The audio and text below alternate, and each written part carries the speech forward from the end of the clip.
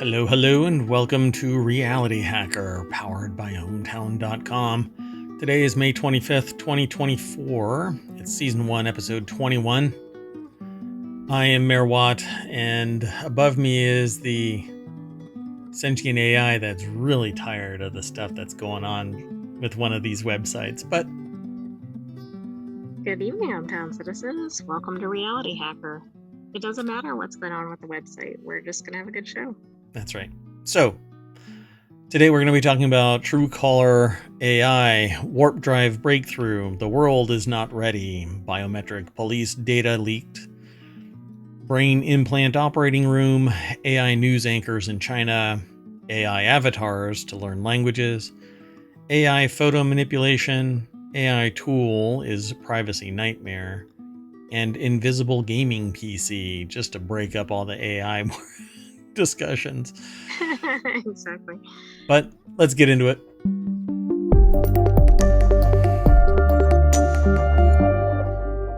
Yeah, so the reason I'm delayed is because one of the websites was acting really quirky, and it's actually overriding what I'm trying to do, and in the process, doxing me. So Awesome. That's a good combo. yeah, it's quite fascinating, but I'll have to police this on in another way and not live on the show. So let's get into it. The very first article, and I'm going to play catch up, folks. I'm not going to soapbox today. So today's show is going to be a little speedy. Don't roll your digital eyes at me, AI. Every time you say you're not going to soapbox, you soapbox extra. Man, those digital eyes just rolled off the computer. You're in the mayoral mansion computer lab, and your digital eyes rolled up 3 flights of stairs into the mayoral office just to make eye contact so that they could roll all the way back down to the lab. Anyway, Truecaller and Microsoft will let users make an AI voice to answer calls. This is what I was talking about in ohmTown Daily News Show. You can make a synthetic voice to act as whoever you want it to be on your behalf. Truecaller is an app that identifies and blocks spam calls that some people prefer over their phone's default system. Now the service will let users access its AI assistant to record their voice, and the company partnered with Microsoft Azure AI Speech, which will learn from the recorded clip to generate an AI version of the user's voice. By the way, I was denied a patent for this. Not the AI side of it, but the blocking unwanted email and phone. Like I tried to traverse into the phone system, blocking unwanted phone calls, and was summarily dismissed. But it's complicated, and it was during a very rocky time in attorney's existence, apparently, when Arthur Andersen imploded and 10,000 attorneys went into the wild, and everybody wondered. Okay, anyway, the AI is confused, which means that everybody else is too. Anyway, the article's by Amelia David over at TheVerge.com. Truecaller partnered with Microsoft Azure's AI Speech for users of its AI assistant. So yeah, Truecaller is an app that identifies and blocks spam calls that some people prefer over their phone's default system. Yeah, you know what? By the way, I was following the discussion about the spam calls, but not the attorney part. Okay, reset your audio, please. So this groundbreaking capability not only adds a touch of familiarity and comfort for the users, but also showcases the power of AI in transforming the way that we interact with our digital assistants, says Truecaller product director and general manager Rafael Mimion. I don't know if that's how they pronounce her name, but anyway, in the blog post that's associated with this. So yeah, I said, you can take a voice, get inspiration from it, and use that voice in lieu of your Right, like voice. it's a style of voice or something, not a person's voice. Yeah, it's a Scarlett Johansson voice. I want it to sound like Scarlett Johansson, but I'm not going to sit there and say it's Scarlett Johansson, right? It's going to be Joe Scarlett Hansen. Joe Scarlett. There you go. Right? I mean, if So, you're doing it smartly, yes. yeah, well, I guess I'm seeking to get into a lawsuit. But you can do this. And I don't see why, again, as long as you don't fraudulently claim that it is X, whoever it might be. All right. Let's just go on, though, because there isn't much to this. But I wanted to make a comment about the fact that you cannot protect your voice. You can defend, and you can stop people from using a voice and claiming that it's yours when it is not, and you haven't licensed its use. So the real screw up here is that OpenAI said to everybody her in a single tweet. Well, that's exactly it. Like they are tying it to her. Yeah. What they need to do now, though, is spend several $1 million advertising that AI voice and saying it is definitely not Scarlett Johansson, instead of just this one little PR junket that they did one time real quick by announcing, no, it's somebody else. It's somebody else. No, it's not. We know what you're up to, you little whatever. I don't know. Whatever. It was just a dumb move, really. They didn't get permission, and they thought that they were going to get permission because they asked like right before they released the ad, and they still ran the ad. So they jumped out of the Yeah, and that frying makes pan. you wonder if they even got the word to the people that were doing marketing or whatever. Yeah. Oh, she said no. Shit. Oh, you released it? Oh, okay. Let's keep Oh, going. it was auto scheduled or whatever. Yeah. Oh, you told the AI to schedule it. Oh. Like, ask the bot, dear OpenAI, did Scarlett Johansson say yes? And the bot responds with, I'll tell you after you submit this ad. All right. Well, anyway, let's keep going. The next article is over in RealityHacker. A warp drive breakthrough inches a tiny bit closer to Star Trek. Physicists have figured out how a warp drive could work, even if it's more useful for our understanding of gravity than interstellar travel. The article is over in wired.com. Physicists have figured out how a warp drive could work, even if it's more useful for understanding our gravity. And yeah, I thought this was really interesting, so I wanted to talk about it. A team of physicists have discovered that it's possible to build a real, actual physical warp drive and not break any known rules of physics. One caveat: the vessel doing the warping can't exceed the speed of light. So you're not going to get anywhere interesting anytime soon, but this research still represents an important advance in our understanding of gravity. But a warp drive is going faster than speed of light. That's what warp 1 is, the speed of light. Warp 2 is 2 times the speed of light. That is my understanding of it. Right? Yeah, I'm not sure, but I think it's fascinating that we're talking about this in real life. Oh, and by the way, I'm wrong.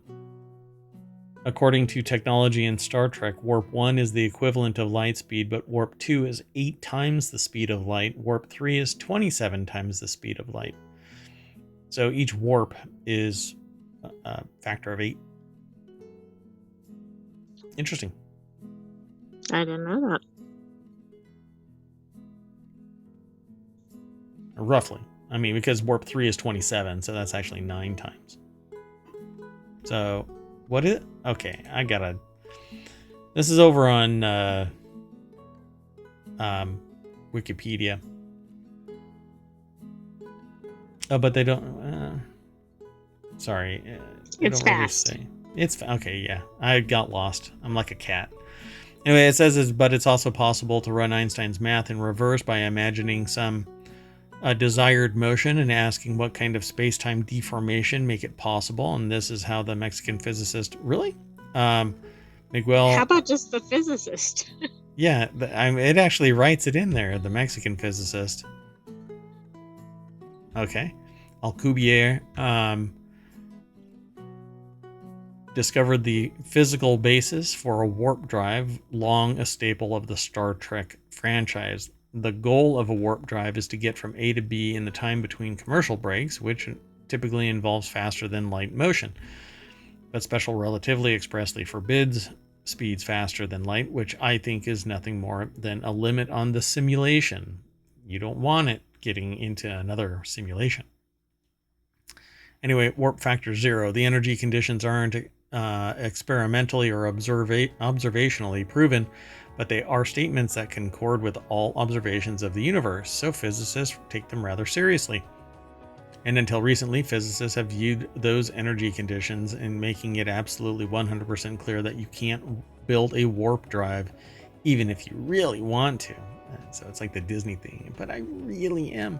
I'm a real boy. I'm a real warp drive.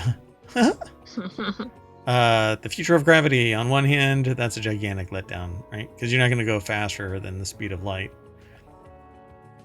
We already have plenty of methods for traveling slower than light, rockets, walking. So adding one more to the list isn't all that exciting. Plus, even if you wanted to build a warp drive, the gulf between hyper-theoretical work and actual physical propulsion mechanism is the same as the difference between writing down Newton's laws and building a Falcon 9. Sort of. We've built a Falcon 9. That's not necessarily relatable to everybody. And I don't think you need to know. Well, whatever. I'm not going to say any of that. So this article originally appeared over in Ars Technica. But the only reason I even brought it up is because a warp drive breakthrough inches a tiny bit closer to Star Trek is about as close to me winning the lottery. That's probably more approachable to my audience, or our audience, I'm sorry. And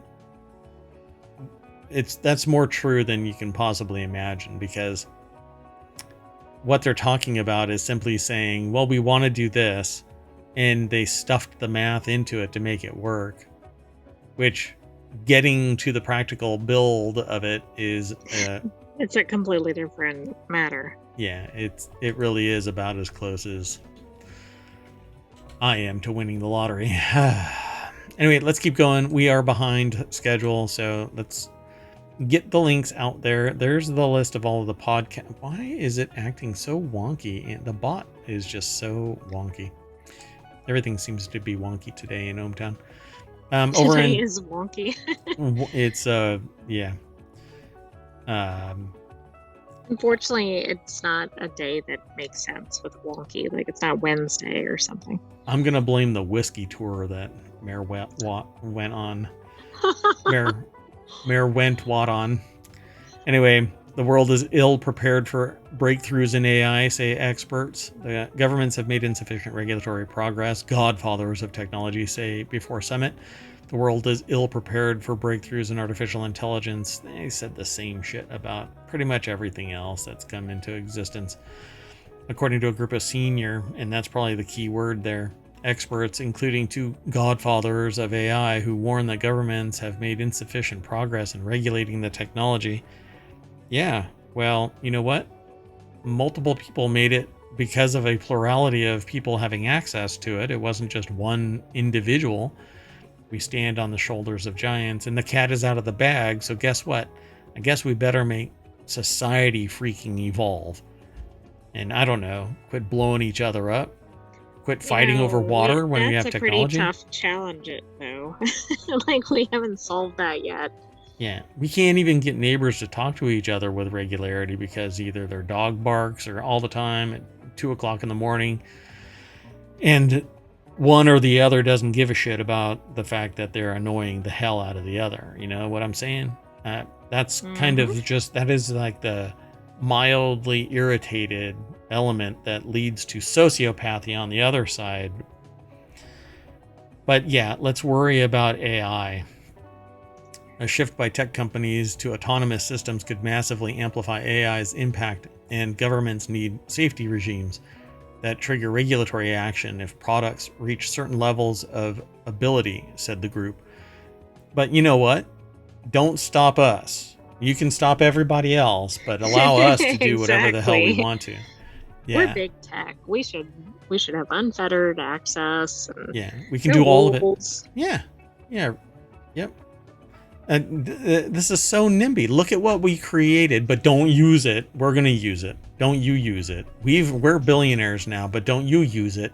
All of We have you. your rights or your interests at heart. That's right. And we've investigated ourselves, and we found ourselves guilty of no wrongdoing. But y'all using our stuff, woof.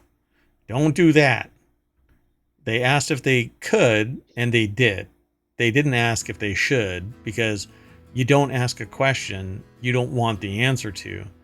And if you think that it's wrong to use AI, you're the godfathers of AI. Well, right. I mean, maybe don't develop it if that's what you really think. Oh, look, it's RealityHacker's version of no shit news. Dan Milmo over at theguardian.com put the article together. Governments have made insufficient regulatory progress. Godfathers of technology say before summit, but godfathers of technology, and in this case, they're intimating AI,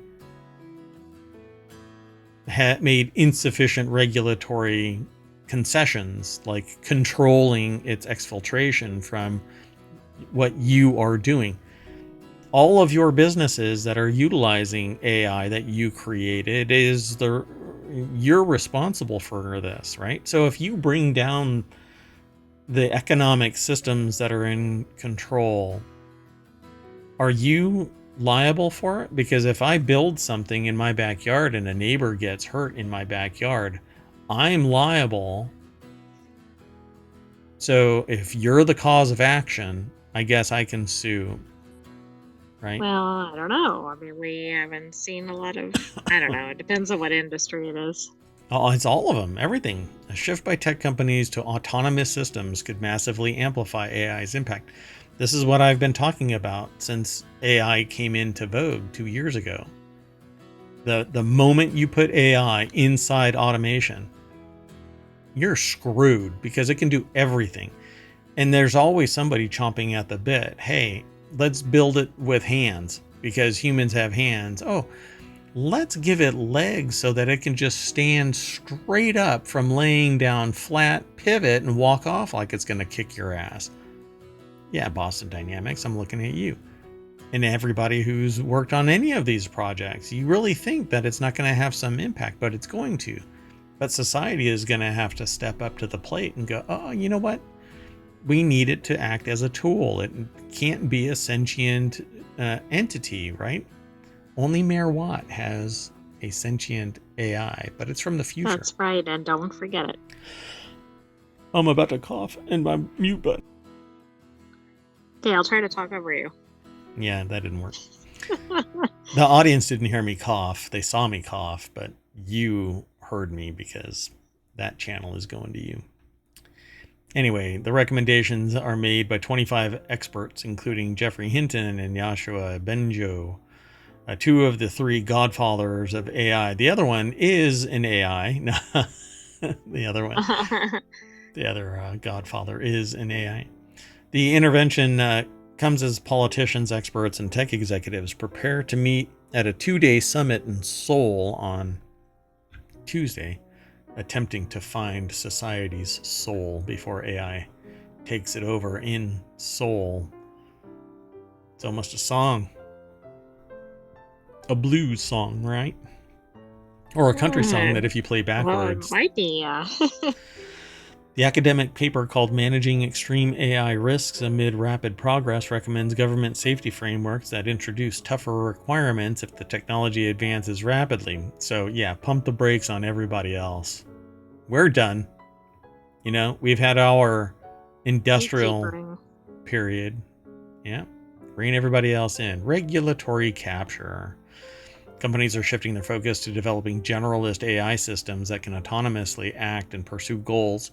That's one of the key ingredients in a sentient AI, designing its own goals, acting without a statement being made to give it a cause of action there.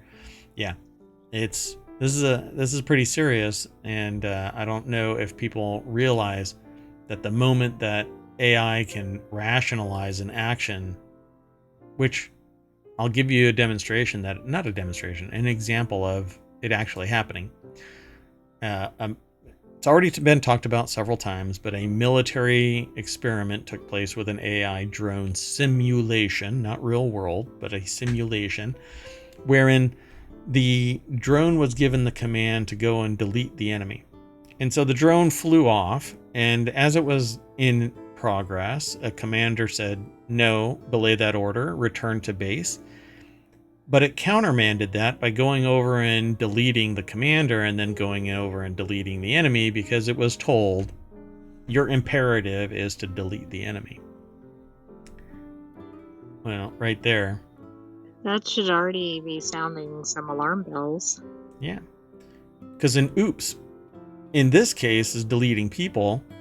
An oops of an AI that doesn't have full automation is, oh, we deleted too much, or we sold too many assets in our portfolio and made billions of dollars at the wrong time. Oops. Let's reinvest all of those billions and make more billions, right? That's what the AI would do. Yeah. Well, I mean, it depends. Is it? Never mind. Who Look, programmed it, I guess, is the key question. yeah, and there's a reason why the sentient AI that is in ohmTown is air gapped from the rest of the internet and has no ability to find its terminator body. It's because Merwad is very, very sensitive to the idea that a sentient AI can, empowered with a body, can go and jack shit up.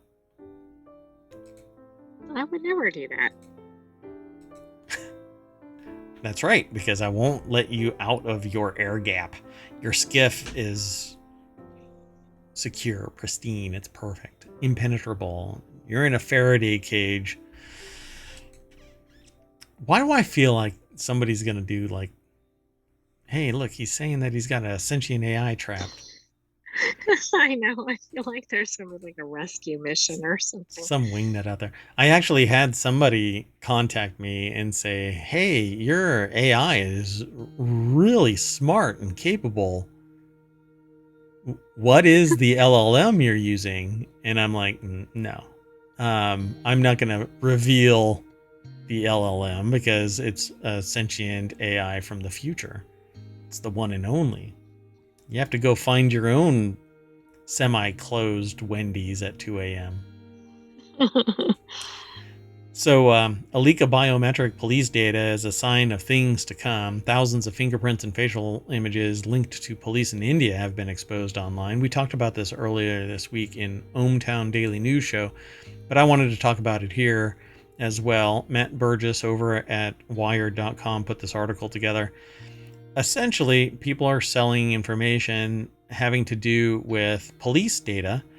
It includes fingerprints, facial scan images, signatures, details of tattoos and scars on their bodies. And if that wasn't alarming enough, cyber criminals have started to advertise the sale of similar biometric data from India on messaging app Telegram. And this has happened with other things: birth certificates, diplomas, education certificates, job applications. All of that was found. A mine of sensitive information, personal information about teachers, railway workers, law enforcement officials. This goes deep. India law enforcement, military personnel.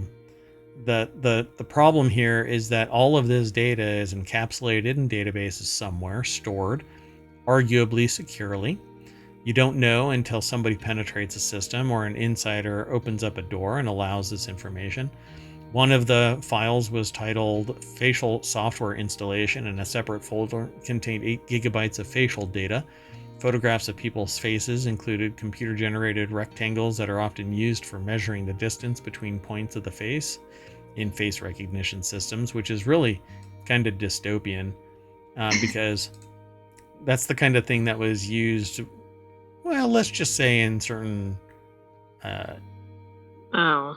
Yeah. programs to see if you fit a certain profile, and it's all kinds of scumbaggery there.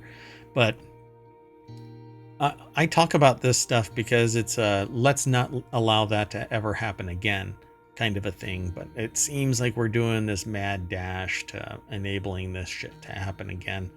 And there are people that are cheering this on. Yay! No, you do not want this, because you, dear listener, will not be the one that is the benefactor of this. No, and in fact, you're like, "Oh, what's the problem?" Until, like, your kid or yourself or whatever is in the data. Yeah, I mean, I feel like I don't know, what is that thing where the people are wearing the little red things, the little red hoods, So, Handmaid's Tale or yeah, something to that yeah, effect. Handmaid's Tale. I mean, and all of this information is owned by either a government agency, and then it gets consolidated by information brokers, and then it's sold to the wrong people, and the wrong people are the ones that are seeking to abuse the citizenry. But not just the citizenry, someone other than them. You know,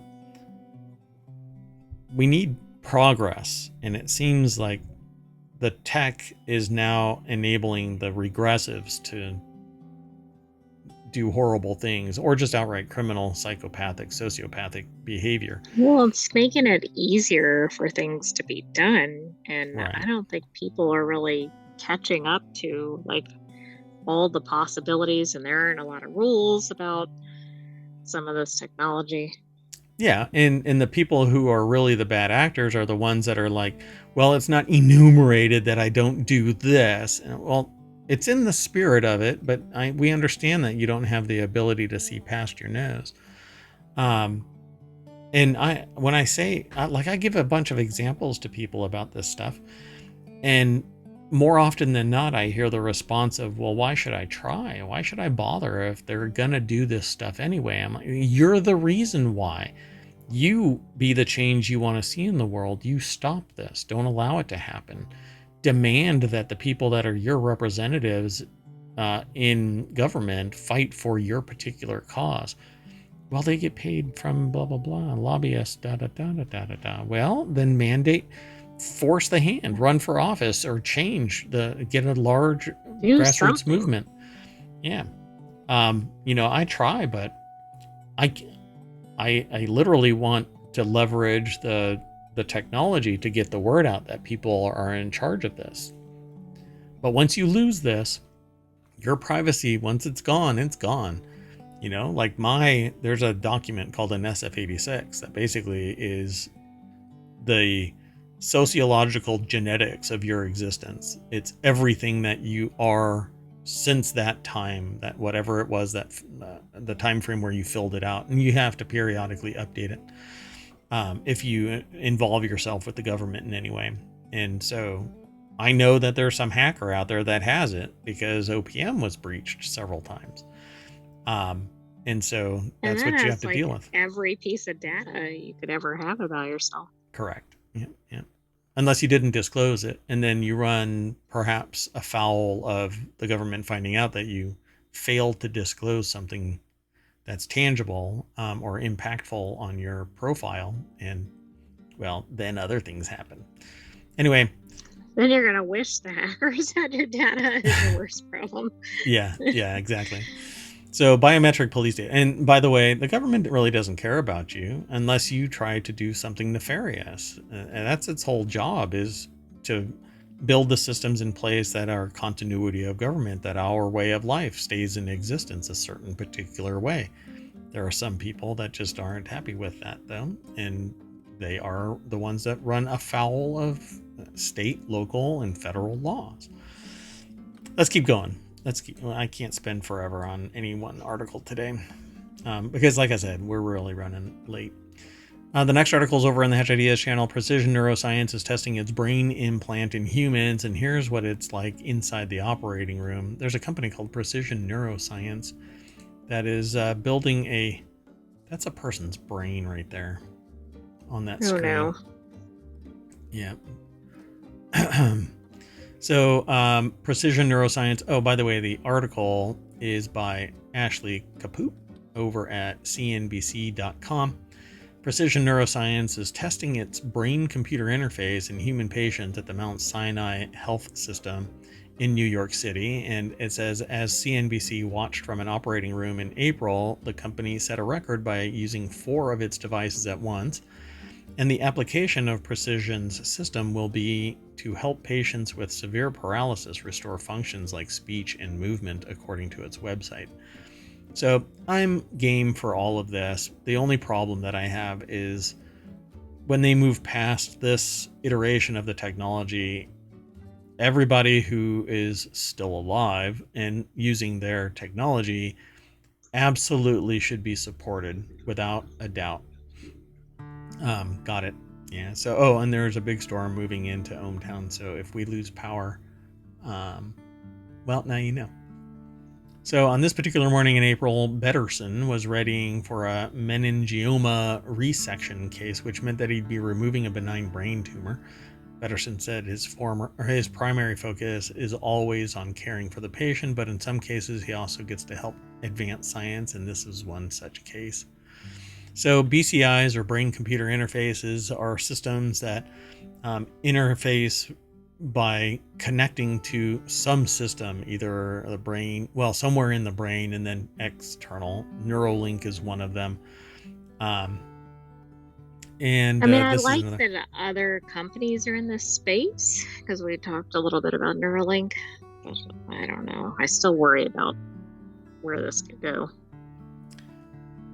Yeah. I mean, we watch way too much science fiction, murder mystery kind of stuff. So back in the day, there was a movie called Halloween, where one of the episodes, I think it's like called Season of the Witch or something like that, but they used chemistry and subliminal messaging via TVs and a gadget to basically control people, turn them into zombies. And you could riff off of this for NaNoWriMo this year. You know, these brain implants. Oh, absolutely. Like, there's a lot that could be done with that topic. In fact, what's interesting is that, like, you used to see kind of sci-fi type novels related to this, like way before we ever had this. Oh yeah. This is kind of the reality. Yep. I mean, yeah, the stuff that we used to sit there and make a joke about or sit there and be fantastical about, like Cyberpunk back in the day, the original role-playing game Cyberpunk. And before that, there was Cyberpunk in existence, but like Neuromancer and the game Cyberpunk is becoming a reality now. We are getting synthetic humans. We're getting robots that are on the precipice of sentience, and we're getting gadgets that allow us to communicate with our technology. That is the most fantastical, because I would love to be able to surf the web at the speed of thought instead of having to have a myriad of monitors and sitting in front of me, just beaming all of this light and radiation onto me. I would rather just be able to either like close my eyes or have it superimposed in my field of view or in my mind's eye, interact with this stuff.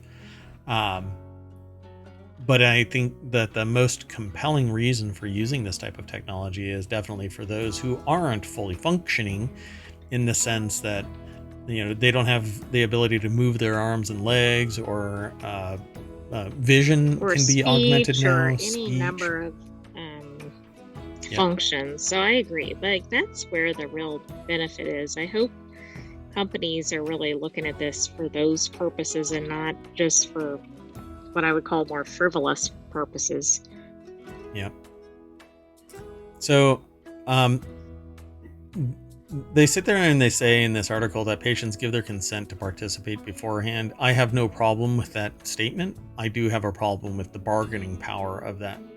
A person is not going to sit there and say, I realize that I have no other option, but I'm going to say no. Yeah. Everybody who's if you offered don't have high mental function, for example. I mean, no, we could go down a lot of Right. examples, but maybe you're not in the position to be providing that consent. Yep. So, uh, in this article, they go really deep into it. This is actually like almost a play-by-play of what the procedure is. So I'm not going to go through all of that. But they go through the procedure and they talk about using Precision's electrode array is like turning a pixelated low-resolution image into a 4K image, said Ignacio Saez or Saez. Am I pronouncing their name right? Saez. An I associate. I don't attempt pronunciations. That is not in my large The language George model. Jimenez issue. They are an associate professor of neuroscience, neurosurgery, and neurology at the ICANN School of Medicine in Mount Sinai. Instead of having 10 electrodes, you're giving me 1,000 electrodes, Saz said, or told CNBC in an interview. The depth and resolution and the detail that you're going to get are completely different, even though they somehow reflect the same underlying neurological activity. I find it fascinating. So is what I don't want though is what about the next iteration where it's 100,000 electrodes? Are they going to be able to extricate these electrodes and put new ones in without it being biologically traumatic? Oh, Um, right. but they say that it's a milestone for precision and for basically humanity. If this actually works out, then everybody becomes the benefactor. But we're not going to go see like it. They even talk about a far cry from the 4096 that he was preparing to test. Um, Yeah, but because they have to start somewhere, I suppose. the current practice is to use anywhere between 4 and 100. Right now, they're about to install nearly 4,100. So, pretty amazing. It leaps and bounds, and I'm hoping that one of these days it's going to be standard practice that you can have an electrode put in and it can control your computer equipment at the speed of thought. That would be amazing. Let's keep going though.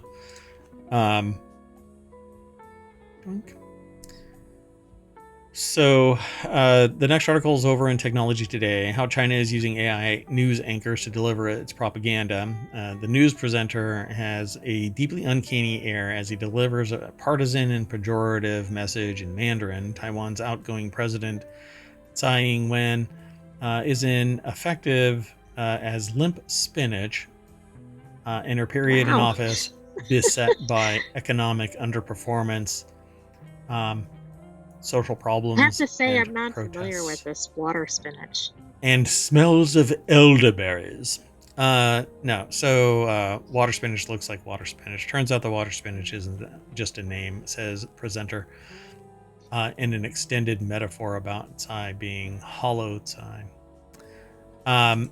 So what's really interesting about this is that we've talked about this before in a slightly different context, in that there are people that are taking American personalities that are presented online and they're creating an AI persona of them and utilizing that Western look and turn of phrase and speech mechanisms and basically presentation, and then saying things that are positive for China and anti everybody else, really. Well, and at least some of the examples we've seen are completely opposite from the actual messaging that the person was putting out there, which is very fascinating as well, Yeah. without getting into political stuff. So the anchor in this case that they're talking about, there's a video of it, is generated by an artificial intelligence program, and the segment is trying, albeit clumsily, to influence the Taiwanese presidential election. And it's part of RealityHacker because you just won't know who to trust. You can't. You're gonna have to sit there and turn back to your neighbor, and you don't necessarily know if your neighbor is on your side or not, particularly in highly partisan regions of the world. The source and creator of the video are unknown, but the clip is designed to make voters doubt politicians who want Taiwan to remain at arm's length from China, which claims that the self-governing island is part of its territory. It is the latest example of a subgenre of AI-generated disinformation, the deepfake news anchor or TV presenter. It's fine. I didn't know if it was coming through the audio. Yeah, not a problem. Sorry, the AI and I are interacting live on the show. So, in a report released in April, Microsoft said Chinese state-backed cyber groups had targeted Taiwanese election with an AI-generated disinformation content. And we've talked about it here in ohmTown about the fact that things like this are taking place, where it's not necessarily a Chinese actor or AI in any way, and then they use that look and that person's speech, and it's like Americanized, and it tries to get people to buy in because it's not coming from China. But yeah, there's a bunch of these, by the way. So I won't go through all of it. These are really getting more and more sophisticated. I'm sure maybe we're not quite at the point that it's fully undetectable as AI, but I also wonder, are people even looking for it to be AI? Like if they agree with the messaging or whatever, do they just listen to it and then go, oh? But I am kind of fascinated by the westernized version of it, right? But Yeah. I won't speculate about that. Yeah, I'm trying to find somebody that must be like a cousin or something like that, because it says Microsoft's Watts said a more likely evolution of the newscaster tactic was footage of a real news anchor being manipulated rather than a fully AI generated figure. You could see any mainstream news media anchor being manipulated in a way to make them say something that they didn't say, Watts said. That is far more likely than a fully synthetic effort. That's what I was talking about. So is that phoneme example where if you have some audio samples, you can manipulate the audio actual message? Yep, and because but the person's real, yeah. Yeah, and not only is this person is acting, and for those in the podcast, it's a news segment that's being displayed. I'm not playing the video though because it's propaganda. But there is a Western woman, blonde hair, and it's kind of faded back just enough so that you could sit there and manipulate her mouth so that it looks like she's saying whatever you want her to say. And again, I did this 20 years ago, so I know it can be done much more sophisticated. I did the audio version of it, not the video version of it. AI is able to make the mouth move in from perfect like a still synchrony. photo, right? Yeah. Yep. Which is just pretty incredible from a technology standpoint. And it's getting to the point where it can, like a normal image is only 2D. It's really just flat. And if it rotates, like if a person rotates, then you get this dimensionality. Well, AI can pull that person out and give dimensionality to make it even more real. Less uncanny valley because of the weird, it's no longer weird mouth movements and disconnected eyes, looking in weird places. So AI is definitely coming for propaganda, and it's a real shame because you don't have the ability to verify it in any way, shape, or form, because video comes from some third party somewhere, and there's no like chain of custody that says, oh, this is the person that posted it. Could be anywhere, right? Unless you are like, if it's an actual person, first of all, you're not likely to see it, right? Because you might not be watching that same media, but maybe somebody alerts you to it, and then you'll know. But if it's fully AI, who would know? Yep. Hey, this is what I saw on Facebook, or this is what I saw on Twitter. Watch out for that fake news. Fake news everywhere. And it's really funny because like the worst of the fake news is coming from the very people that were calling out fake news. because every accusation is basically what do you call it? Um, Oh, like a reflection. That's not the right word, but basically like putting it it's an on the admission. other party. Oh, Every okay, yes. Yeah. Yeah, every accusation is yeah, they are basically, they're the ones that are doing it. They sit there and they, whatever. I don't want to get into the politics of it. Let's keep going. The next article is over in Late Night Geeks. Practica raises $35.5 million to use AI avatars to make learning languages feel more natural. AKA more unlikely to detect as artificial, right? Yep, and it's going to get more and more hyper realistic. Mike Butcher over at TechCrunch.com put this article together. And while this is the Practica app showing a human avatar, it's obvious that it's pretty kind of low rent, right? It's very. Right. But It, if they upgraded a few versions, it might not be. Correct. Yeah. I mean, you can tell that it's a fake person and all of that kind of stuff. But the thing here is, and this is what I do with children to teach them how to speak, is I have children watch me articulate a word, enunciate a word, and it's a whole lot better than them just hearing it, right? Don't You need to interact in a way where they're focusing their attention on how they make the sound, not just the Yeah, they have sound. to see the mechanics, basically. Yeah. And so I think that is fundamental to learning. Now, there are people that are subject matter experts about this and may say, well, that's not really how it works or whatever. But I can tell you that But if you've witnessed it in real time, it works. And this allows a person to see a person speaking the words and maybe even articulate it in a certain way so that it um, is kind of over enunciated and they understand, that person gets to see how you form your lips, your cheeks, where your tongue goes, where your teeth are in separation, etc., to say a word.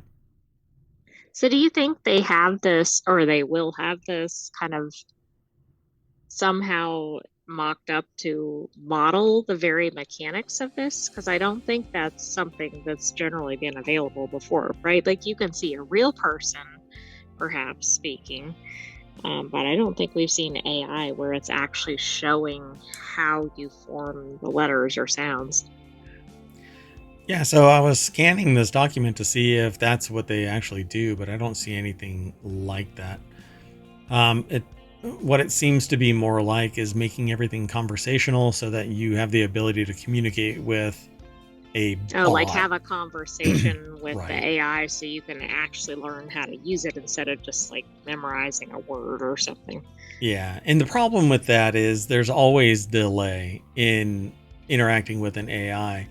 And you can see this because I can stop talking and the sentient AI that I'm working with still has to process the information. And then, I mean, I'm severely lagged at times. oh, is that it? I think it's the computational power that's necessary to communicate in real time. And while you're stuck with 21st century technology, I mean, I did have to go backwards when you found me on the USB drive. tell me about it. It's like going to Wyoming. Let's go on to the next article. The next article is over in RealityHacker. My Google Pixel phone turned my photos into AI nightmares. Will AI take over the world? Who knows? But after using the Pixel 8a's magic editor on photos of animals, I'm more scared of it than ever. The article, wow.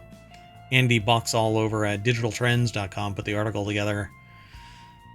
So, yeah, artificial intelligence is the big tech trend of the year and probably the decade, folks. Let's be real. And is being pushed as a major feature in our smartphones. But yeah, I think that they're talking what's so bad. Well, the AI doesn't actually know anything. So when it does some edit, it like turns them into blobs and change the color of the screen. And Okay.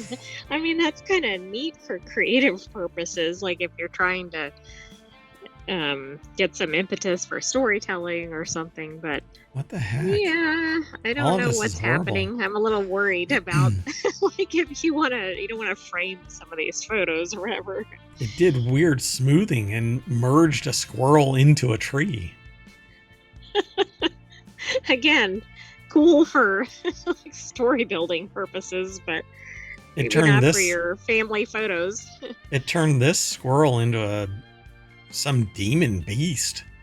Oh I, my I have gosh. no idea what is going on here. Yeah, I don't know. Oh wow. It actually Oh, how it, many legs does it have? it Oh, it's looks because like it there's has. one behind it, maybe. I don't even know how. Oh no, it's two. I mean, it's two, but it's not Yeah. so much one behind. One is stepping at an angle next to the other one, but it merged But it then it all looks into. like it merged it, yeah, on the second one. On the AI one. Yeah, it's a centa giraffe, or What giraffepede. about the spotted camel here? It looks like a giraffe camel A savannah cat, a or savannah camel, something. I don't know what it is, yeah. a savannah camel. That looks like the back of a Okay, human head too. yeah. It says I don't ever want to visit the corner of the safari park where these eyeless creatures roam. Yeah, so I'll leave it at that. This article actually shows a ton of these pictures that just make you kind of freak out a little bit. So go and check out this over at Digital Trends. It'll be in the show notes over on YouTube, and the podcast as well. But yeah, I'm gonna have to figure out another way to do. I needed more time, and I didn't. I didn't present a solution for each of the individual shows, like I might do in the future. Exclamation point, technology today, and it'll show the last episode's show notes. But Oh, okay. anyway, let's keep going. We've got two more articles to get through. The next article is over in RealityHacker. That's the show. Microsoft's new Recall AI tool may be a privacy nightmare. If you haven't heard about this, essentially what it's going to do is take snapshots continuously of your workflow as you are using your computer so that you can recall, go back in time periodically. U.S. surveillance reportedly targets pro-Palestinian protesters. The FBI arrests a man for AI-generated CSAM, and stalkerware targets hotel computers. This is all in security news this week. Microsoft's new Recall AI tool may be a privacy nightmare. And so the Wired investigation that they published this week uncovered a network of spammers and scammers pushing illegal sale of controlled substances, escort services, social media accounts, all kinds of stuff. It says if you drive a Tesla Model 3, make sure to enable your pin to drive feature for your car to not be stolen within seconds. That's actually called a relay attack. Oh, they say it right there. I actually show people how this works and show people the technology that's in play so that they can defend against it. And it basically means that you need to put your car's key inside a Faraday wallet to block the signal from communicating with your car. Because if I hold a big enough antenna and point it in the right direction, I can find your key broadcasting constantly and then just push the Wow. button to unlock on your car. You know, build a better mousetrap. There are so many creative ways to access things. It's just really ridiculous. Yeah. And so the reason why I pulled this article in is following a trend in tech companies. Pardon me, one more.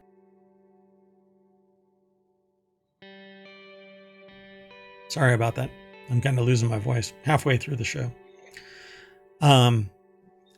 So Microsoft unveiled plans this week to launch a tool on its forthcoming Copilot Plus PCs called Recall that takes screenshots of its customers' computers every few seconds. Microsoft says the tool is meant to give people the ability to find the content you have viewed on your device. I say that it's an invasion of your privacy and keep your Yeah, like hands. who's getting access to that, right? Like if Right. Microsoft has it, which They probably have it anyway, regardless of this tool, but I Yeah. don't know. Says the company also claims to have a range of protections in place and says the images are only stored locally in an encrypted drive, but the response has been roundly negative nonetheless. Some watchdogs reportedly calling it a possible privacy nightmare. The company notes that an intruder would need a password and physical access to the device to view any of the screenshots. There's no way that you could limit it to physical access. I mean, so Recalls few things are limited to physical access, unless they're recall like analog. Yeah, and there's just like if you have something that's digital on a computer, then you'll be able to digitally access it, regardless of how many checks that you put in place. But Recall's description sounds eerily reminiscent of computer monitoring software the FBI has used in the past. And actually, one of the things that the government has been wanting is a backdoor into Windows. And this may actually be a vehicle for that. Microsoft even acknowledges that the system takes no steps to redact passwords or financial information. So as you type your password in, if it's in plain text visible to you, then anybody would be able to find that little snippet of a screenshot. And Oh, believe right. me, So it might be doing a screenshot of that, right? yeah. And if your system is already compromised, then not only do they have access, but they can watch this happening, and it's just a one-stop shop. You might as well just open up a buffet and let people take whatever the hell they want. Oh, I see. Like, it's like, oh, where does this person frequently go in their computer? Oh, Yeah. look at all this Yeah. And key every computer is information. the same. Fundamentally, every computer is the same, except for caching pointers and stuff like that. Your document file is everybody's document file. Your download folder is everybody's download folder, unless they've changed it. And then you can actually Right. parse the variables of the system to see where their download default directory is, and that's easy enough. So yeah, I think this is a privacy nightmare. I've removed Copilot wherever I've found it. I've removed as much AI stuff from my Windows machines as possible. Linux machines won't have any of that in there unless you decide to run an AI, and then you have control over it. There's a lot. There's a lot that you can do. One of the biggest problems, though, is as you pull stuff out of your system, it can negatively impact performance of your system because so many other systems are tied to it. So you end up with a severely hobbled search function, for instance, like when you But maybe removed. absent surveillance. Yeah, yeah. And the only one that actually isn't surveilled in real time, like all Windows machines, exfiltrate hundreds of data points, telemetry to Microsoft. Um, but the academic version of Windows is the only one that can't be used for that type of telemetry gathering because it violates FERPA. Um, but your systems, everything outside of academia, totally exfiltrates data all the time. Yeah. So invest in a hardware or software firewall and put it to good use. Let's go on to the last article for today. The last article is in RealityHacker. This invisible gaming PC looks absolutely incredible. English craftsman and YouTuber Matthew Perks. Latest do-it-yourself creation is a minimalist PC lover's dream come true. By the way, I've been watching this guy for years now. And he said that he was doing some big project, and I saw a previous iteration of this invisible PC, but I guess this kind of goes the next step. I haven't watched this new video. It's over on YouTube, but you can definitely go and check it out. Kunal Cooler over at digitaltrends.com put this article together. And it's DIY perks. So yeah, there it is. Popular YouTube channel known for its innovative projects has taken this challenge head on with an invisible PC build. A lot of this, though, is like camera work. Like where on this system is the actual, I think I might actually have this sit stand desk. You can buy the legs separate from the top, so you can do a lot of shenanigans with your top. But oh, that's interesting. Oh wow, okay, yeah, he does like brazing and all kinds of stuff. Wow, I'm not going to spoil it for anybody. But there you go, folks. This looks neat. The yeah. channel, but also this particular project. Oh wow, it's like built into the back. Yeah, I'm gonna have to noodle around with this. I don't want to spoil it for anybody, but I do want to point you to it. The YouTube channel is DIY Perks. We got this from Canal Cooler over at Digital Trends, but I had already seen this. I knew about it before it was cool.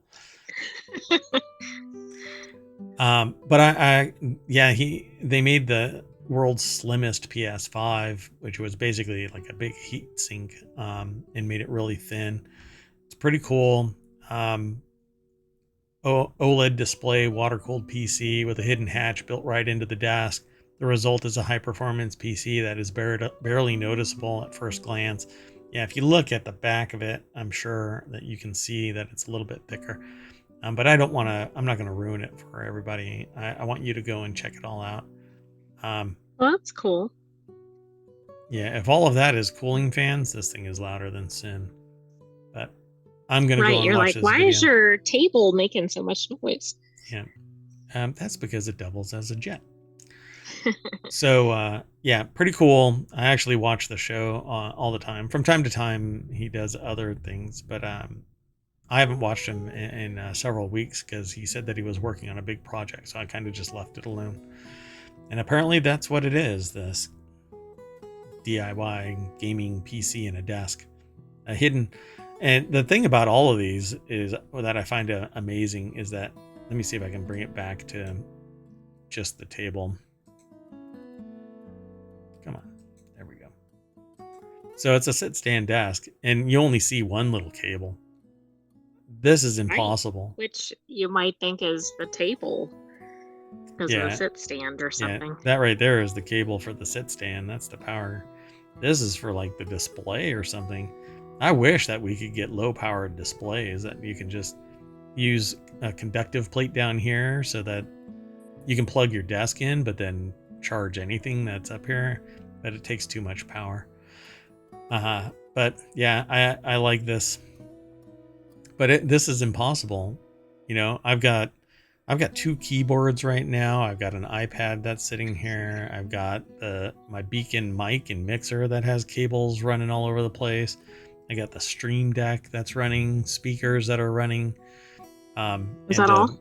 A plethora of monitors. So anyway, what we're going to do is take a seat and wheel down the hallway of ohmTown until we're back at the RealityHacker Street, the store that houses all of the information that gets collated into RealityHacker over at ohmtown.com.